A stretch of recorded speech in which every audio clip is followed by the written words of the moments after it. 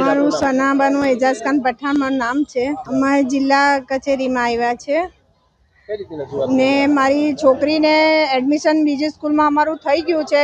ને સ્કૂલમાંથી એલસી માંગે છે તો એલસી મળતી નથી। એમ કહે છે કે તમને એલસી નહીં આપીશું, તમે પહેલે રજૂઆત કરવી, પણ અહીં એડમિશન બીજી સ્કૂલમાં ફિક્સ થાય તો પછી અમે એલસીની રજૂઆત કરીએ ને તમે રજૂઆત કરી ને સ્કૂલ ચાલુ થવા પહેલાં રજૂઆત કરી, 4-5 દિવસ પહેલાં કીધું તો ધક્કા ખવડાવે છે કે આજે આવો ને બોલે છે તમને નહીં મળશે એલસી, ને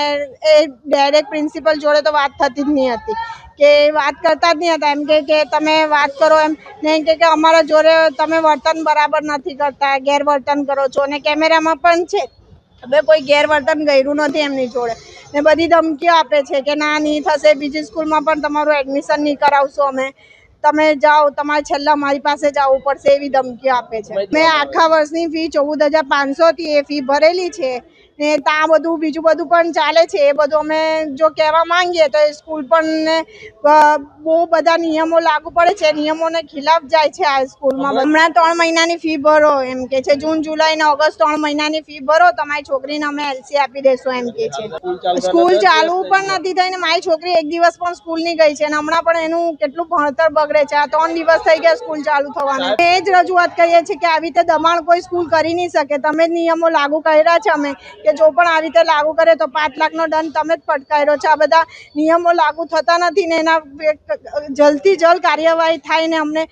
ન્યાય મળે આ વિશે। મારું નામ એજાઝ ખાન અયુબ ખાન પઠાણ છે। મેં અહીંયા ડીઓ કચેરીમાં આવેલો છું ને મારી રજૂઆત એ છે કે મારી છોકરી એ પ્રેમ ભારતી સ્કૂલમાં ભણે છે રામનગરમાં, તો એને એલસી આપતા નથી ને છેલ્લા 7-8 દિવસથી મેં ધક્કા ખાઉં છું પણ એનું નિરાકરણ થતું નથી, એટલે મેં અહીંયા ડીઓ કચેરીમાં આવેલો છું। સ્કૂલમાં જાઉં છું તો મને એમ કહે છે કે પહેલાં તમે 3 મહિનાની ફીસ ભરો, એના પછી તમને એલસી મળશે, એ પણ 8-10 દિવસ પછી તમને એલસી મળશે ને જવાબ આપતા નથી પ્રિન્સિપલ। એમ કહે છે કે સ્ટાફ સાથે તમે વાત કરી લો ને ગઈકાલે પણ મેં ગયો હતો એપ્લિકેશન લઈને સ્કૂલની કે જેવું કે મને એલસી આપી દો, પણ એના પછી પણ એ મને એમ કીધું છે કે કંઈ વાંધો નહીં, એમ કે તમે મીડિયા પાસે ગયા હતા તો મીડિયા પાસે જાઓ ને અમે પણ એમ કે કોર્ટમાં જશું અને ડીઓ કચેરીમાં અમે પણ જશું। મેં સેકન્ડની ફી 14,500 ભરેલી હતી, એ ક્લિયર થઈ ગયેલી છે